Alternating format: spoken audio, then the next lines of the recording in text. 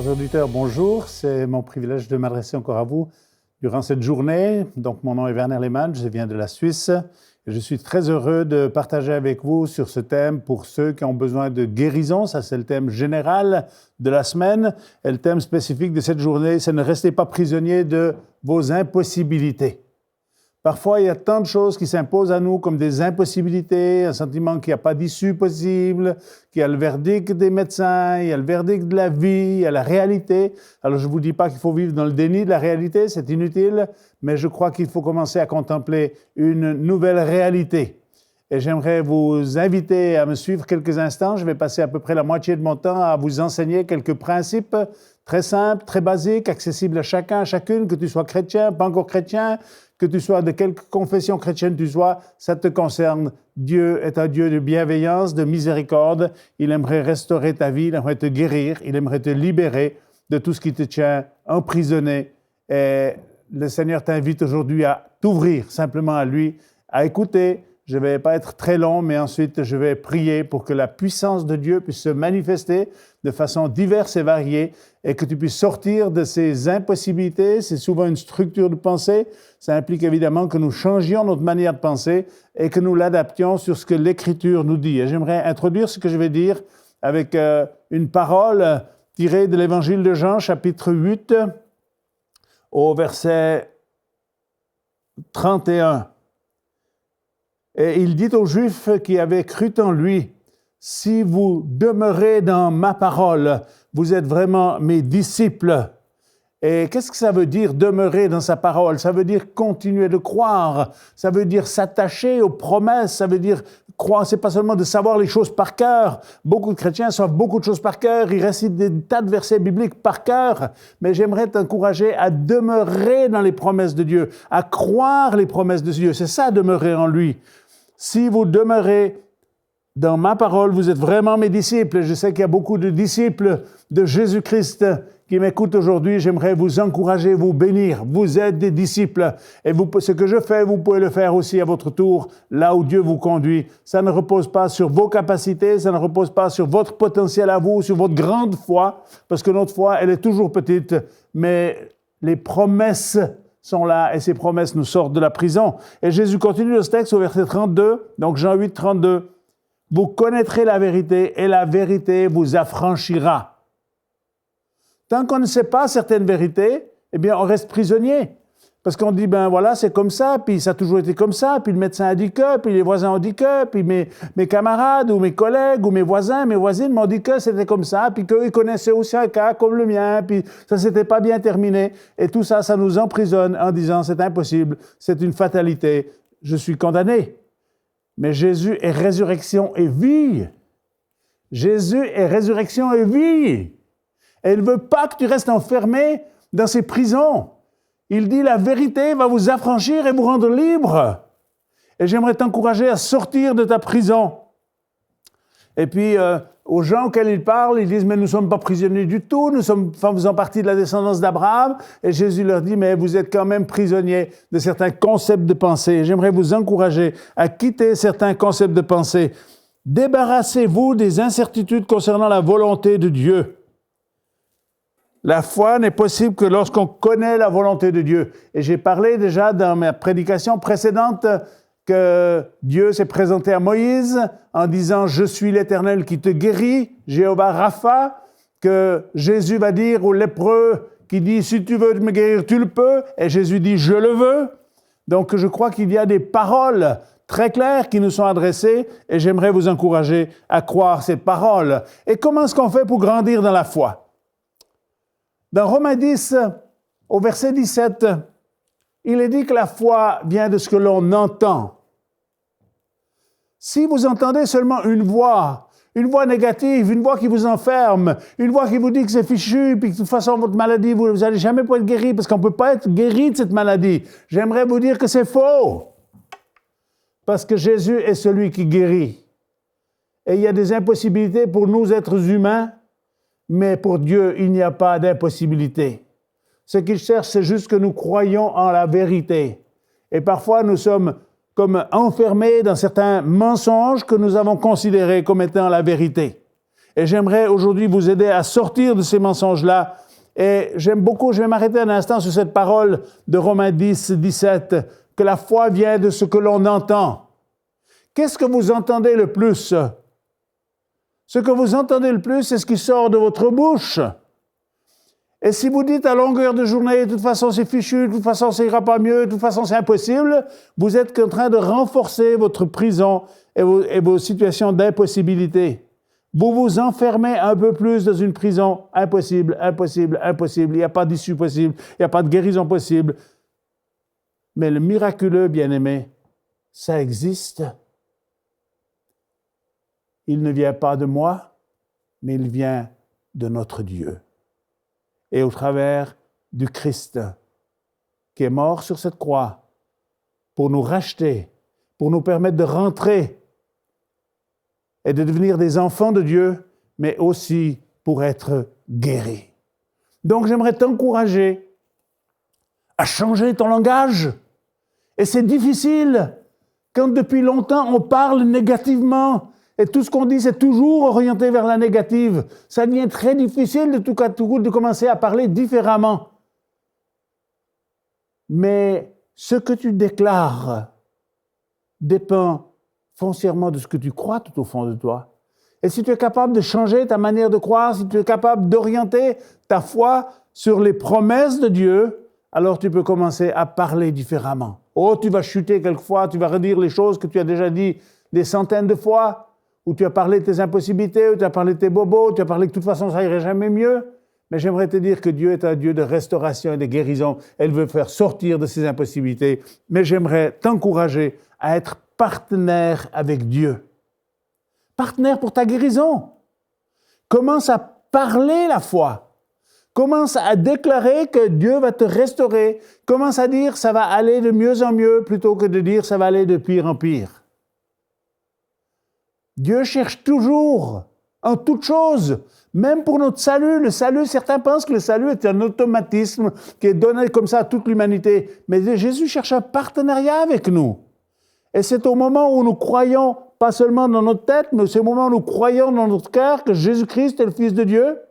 C'est au moment où nous commençons à le déclarer, à dire « Dieu, je te reconnais comme le Sauveur et le Seigneur de nos vies ». C'est à ce moment-là qu'on est rendu juste. Pas parce qu'on a réussi à être assez bon, pas parce qu'on a fait assez d'efforts, pas parce qu'on est supérieur aux autres êtres humains, mais parce que simplement, au moment où nous reconnaissons que nous avons besoin de lui et que nous le reconnaissons comme notre Sauveur, alors il se manifeste comme notre Sauveur. Et il nous donne cette certitude du salut qui n'est pas une présomption, mais qui est une certitude et une promesse de la parole de Dieu que nous pouvons devenir des enfants de Dieu. Mais aujourd'hui, j'aimerais rester centré sur la question de la guérison et en particulier de pouvoir sortir de ces zones où on a le sentiment qu'on est enfermé pour toujours et qu'il n'y a pas de porte de sortie, que ces impossibilités sont devenues comme une prison. Et j'aimerais vous encourager à changer votre manière de penser. Et l'Esprit de Dieu peut vous aider. Et je vous encourage à prier Dieu, à dire « Dieu, aide-moi à changer mon vocabulaire ». Est-ce que c'est si important de changer son vocabulaire? J'aimerais citer une parole de l'Ancien Testament. C'est une parole de Salomon dans Proverbe 18, 21. Salomon dit la chose suivante. Écoutez bien. Il dit « La vie et la mort sont au pouvoir de ta langue. » Ce petit instrument que nous avons dans la bouche, qui est notre langue, est certainement l'instrument le plus puissant que Dieu a mis dans le corps humain. Ce que tu vas déclarer, ce que tu vas dire sur ta propre vie, ce que tu vas dire face à la maladie, plutôt que de te plaindre. Alors je compatis à ceux qui sont dans la souffrance, dans la douleur, et je rends grâce juste à Dieu de ce qu'il m'a gardé, préservé de plein de choses. Mais, donc je suis compatissant à votre égard, mais j'aimerais vous encourager, changez votre langage. Commencez à parler la vie, commencez à parler l'espoir, commencez à parler qu'il y a un avenir, qu'il y a de l'espérance, et que votre situation n'est pas désespérée. Parce que Dieu a toujours un avenir. Et même si on est face à la mort, Dieu est le Dieu de la résurrection et de la vie éternelle. Et je vous encourage à faire deux choses aujourd'hui. Je vous encourage à dire, Seigneur, je vais sortir de cette prison des impossibilités. Je veux sortir. J'aimerais mentionner encore une autre écriture. C'est la raison pour laquelle je prie pour les malades. Dans Matthieu, chapitre 10, au verset 8, Jésus va donner un ordre de mission. Et Jésus n'a pas changé d'avis. Alors il adresse cette mission à ses disciples. Et puis pas seulement aux 12, mais aux 70. Mais aujourd'hui, il l'adresse à nous, qui sommes des enfants de Dieu. Que tu sois catholique, protestant, évangélique, si tu as reconnu le Christ comme ton sauveur et ton Seigneur, alors tu es un enfant de Dieu et tu es un disciple de Jésus. Et si tu es un disciple de Jésus, eh bien, fais ce que le Maître a commandé. Qu'est-ce qu'il commande dans Matthieu 10, verset 8? Voici ce qu'il dit, parce qu'il avait dit au verset 1er, il avait dit « Voici, je vous ai donné le pouvoir de chasser les démons et de guérir les malades. » Mais au verset 8, il dit d'autres choses. Il dit « Allez et dites, le royaume de Dieu est proche. » Et j'aimerais vous le dire aujourd'hui. Le royaume de Dieu est proche. On peut rentrer dans le royaume de Dieu. C'est pas juste quand on sera mort qu'on verra si finalement on y rentre ou pas. Vous pouvez choisir de rentrer dans le royaume de Dieu. C'est peut-être d'ailleurs la première chose qu'il faudrait faire. Le royaume de Dieu est proche. Il est proche de toi. Tu n'as pas besoin d'aller à l'autre bout du monde. Tu n'as pas obligé de courir à l'église pour trouver le royaume de Dieu. Le royaume de Dieu, il est proche de toi. Et si tu crois dans ton cœur que Jésus-Christ est le Sauveur et le Seigneur, si tu demandes pardon à Dieu, il te pardonne. Et si tu crois au Seigneur Jésus et que tu commences à le confesser avec ta bouche, alors tu vas rentrer dans ce royaume de Dieu. Et le royaume de Dieu va venir à l'intérieur de toi, dans l'attente qu'on soit dans la présence glorieuse de Dieu pour toujours, après notre pèlerinage sur la terre, parce que la vie ne s'arrête pas au cimetière, la vie se poursuit au-delà du cimetière. Je continue ma lecture. Allez, dites que le royaume de Dieu est proche. Guérissez les malades. Peuple de Dieu, vous qui êtes croyants et qui me regardez, Jésus a dit, guérissez les malades. Et beaucoup d'entre nous ont dit, mais on n'a pas assez de foi pour guérir les malades. Il faut être très fort. Il faut avoir une foi puissante. Eh bien, j'aimerais vous dire, moi non plus, je n'ai pas une grande foi.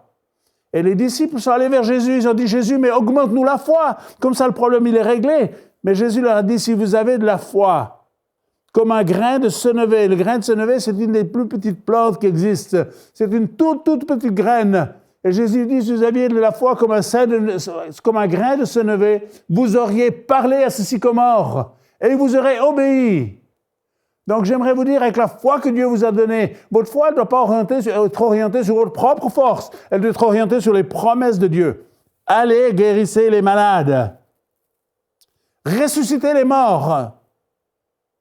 Oui, alors on a spiritualisé, on a dit on est spirituellement mort, il faut que les morts ressuscitent. C'est en partie vrai, et j'adhère à cela, mais Jésus ici, il parle de vrais morts. Oui, mais c'est pas possible. Non, humainement, c'est pas possible, si on est mort, elle est morte. Mais Jésus est ressuscité. Et Jésus a transformé des ensevelissements, des services funèbres en merveilleuse résurrection. La fille de Jaïrus est un exemple. Et sa propre vie est un deuxième exemple. Jésus est mis au tombeau, il est mort, vraiment mort sur la croix, il est mis au tombeau. Mais le troisième jour, il est ressorti de la mort. Et ici, il dit, ressuscitez les morts, purifiez les lépreux et chassez les démons. J'aimerais vous encourager, bien-aimés, à faire cela. Et j'aimerais le faire avec ceux et celles qui nous suivent aujourd'hui. J'aimerais prier pour vous, pour que vous puissiez sortir de cette prison des impossibilités. Peut-être c'est le diable qui vous a simplement emprisonné avec des mensonges, avec de la tromperie, avec des faux concepts de pensée. Mais j'aimerais vous dire que Jésus veut te faire sortir de ta prison. Il veut te faire sortir de ton impossibilité. Et j'aimerais vous inviter à prier avec moi. On va invoquer le nom de Jésus, puis je vais aller dans quelques paroles de connaissance. Peut-être j'ai quelques paroles prophétiques que je vais donner sur certaines personnes. Je vais me laisser conduire. Ce n'est pas des choses qui sont écrites à l'avance. Je veux juste être dépendant de l'Esprit de Dieu, du Saint-Esprit, de la troisième personne de la Trinité, qui, en cet instant, vient dans le lieu où tu es.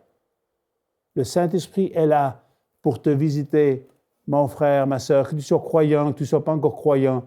Dieu veut te faire sortir de cette prison. du mensonge. Prie avec moi.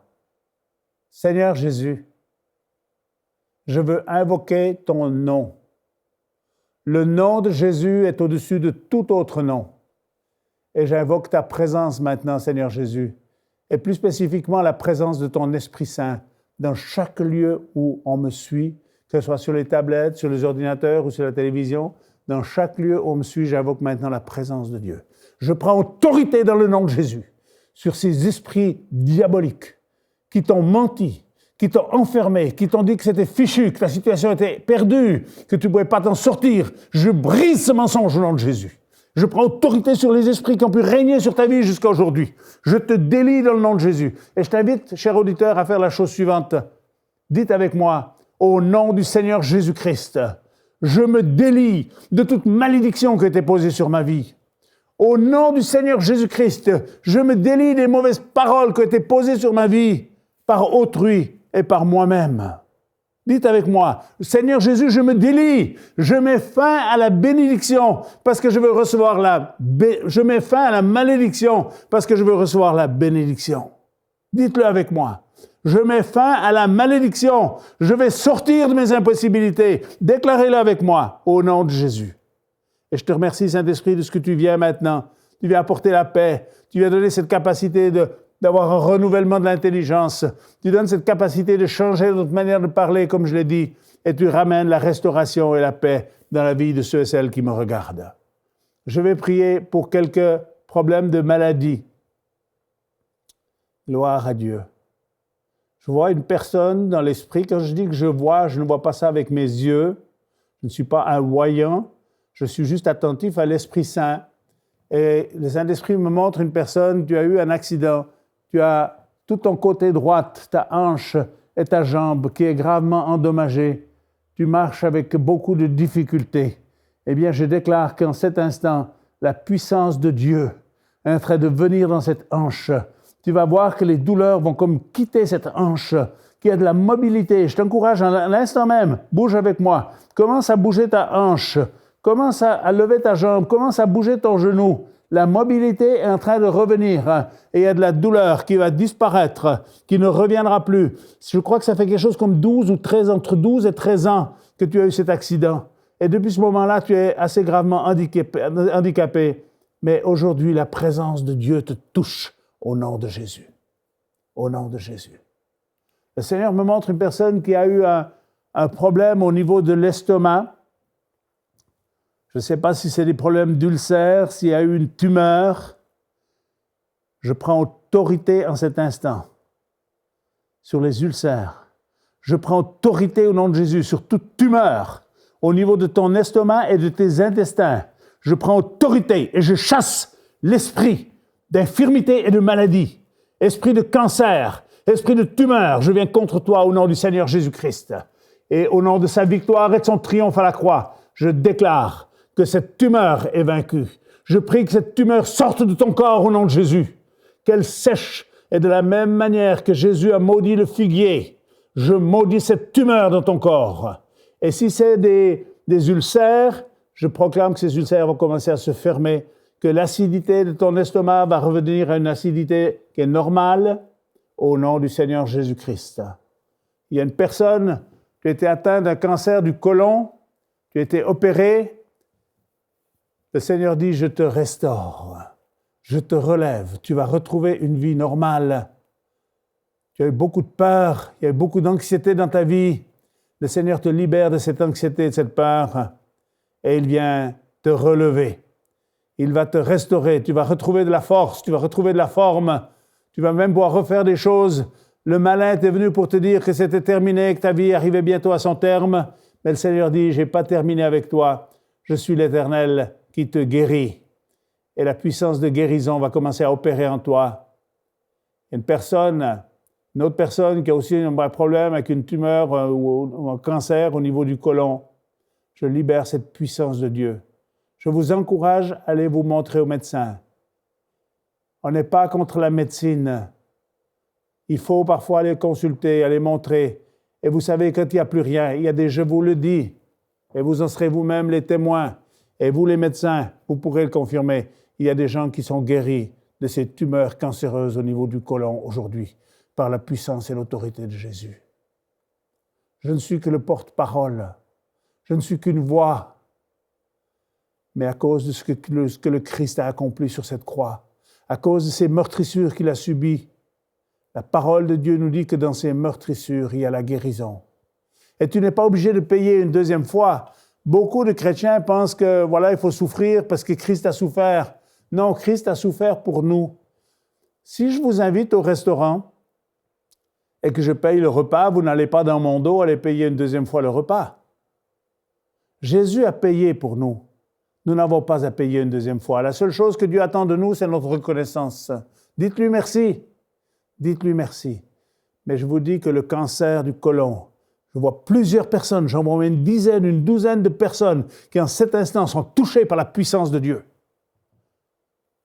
Si ça dépendait de moi, je serais très hésitant à dire cela, parce que je ne suis pas capable de faire cela. Mais c'est la présence de Dieu. Et je libère cette puissance de guérison. J'ordonne au nom de Jésus à ce cancer de quitter ton intestin dans le nom de Jésus. Dans le nom de Jésus. Et ne te culpabilise pas parce que tu étais chez les médecins. C'est correct. Ne te culpabilise pas si tu es opéré. C'est fait, c'est bien. Ne pense pas en disant « maintenant, je ne vais plus voir le médecin parce que maintenant, c'est plus que Jésus ». Moi, je crois que des fois, c'est la sagesse d'aller voir les médecins. Et j'aimerais que les médecins puissent confirmer des interventions miraculeuses. Et je sais que c'est le temps qui est devant nous, où les médecins vont être obligés de dire « il y a quelque chose qui s'est passé ». Récemment, une dame m'a appelé. Elle m'a dit, je suis allé voir mon médecin et les médecins m'ont dit, où êtes-vous allé vous faire soigner? Elle a dit, mais nulle part. Elle dit, non, vous n'allez pas nous faire le scénario en pensant qu'on va vous croire à vos mensonges. Vous avez été vous faire soigner ailleurs parce que nous ne trouvons plus de traces de votre cancer. Le cancer a disparu. Et je crois que ces choses-là vont s'intensifier. Et j'aimerais prier pour que la puissance de guérison vienne là où vous êtes maintenant.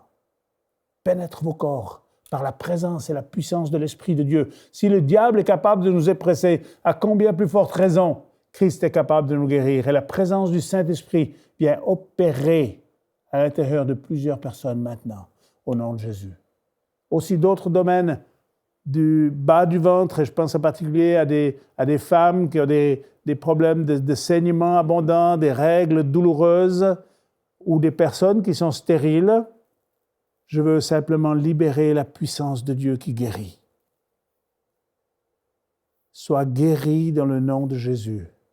Je prends autorité sur toute malédiction qui a été posée sur toi.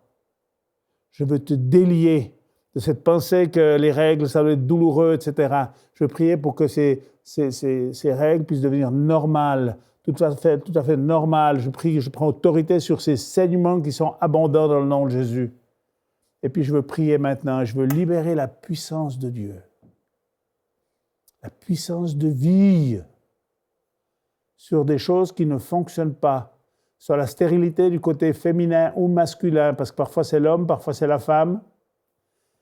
Je prends autorité et j'invoque maintenant la puissance de vie pour que tes spermes deviennent de nouveau des spermes qui sont actifs, capables de procréer, que tes ovulations soient de nouveau correctes au nom de Jésus. Et je prie que vous puissiez, en tant que parents, avoir des enfants. Et je brise au nom de Jésus et je casse cette puissance diabolique de la stérilité. Elle t'a emprisonné. Et tu as fait des examens et les examens sont négatifs. On t'a dit c'est plus possible. J'aimerais te dire avec Jésus, c'est possible. Au nom de Jésus, je libère cette puissance de Dieu pour que tu puisses procréer, que tu puisses avoir une descendance, tu puisses avoir des enfants au nom de Jésus. Et je donne toute la gloire à Dieu. Je donne toute la gloire à Dieu. Et je vois en cet instant dans mon esprit un enfant, tu es seulement 3 semaines d'âge, il y a beaucoup de difficultés. Je vois cet enfant, je parle aux parents, je vois cet enfant à l'hôpital, il est mis en couveuse, il a un problème respiratoire difficile, il a un problème de cœur qui n'est pas très bien formé, et vous êtes très inquiet. J'aimerais vous dire de la part du Seigneur Jésus-Christ que Dieu est en train d'intervenir dans la vie de votre enfant, que Dieu va le restaurer. Et je vous encourage à rester dans la confiance et commencer à remercier le Seigneur de ce qu'il va prendre soin de votre enfant.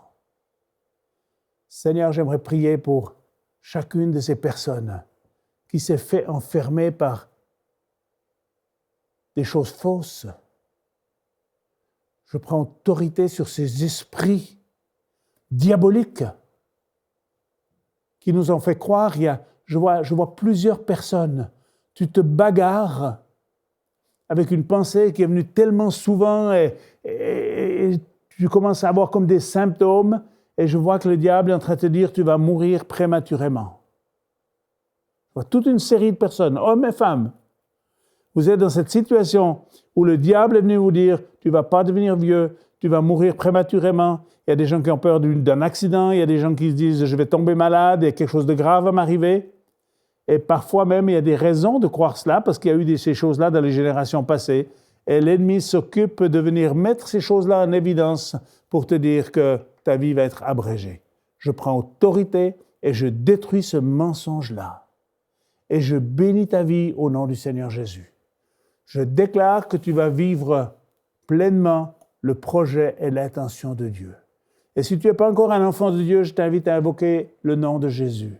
Je t'encourage à demander pardon à Dieu. Dieu, j'ai une bonne nouvelle. Dans la vie, on peut mettre les compteurs à zéro.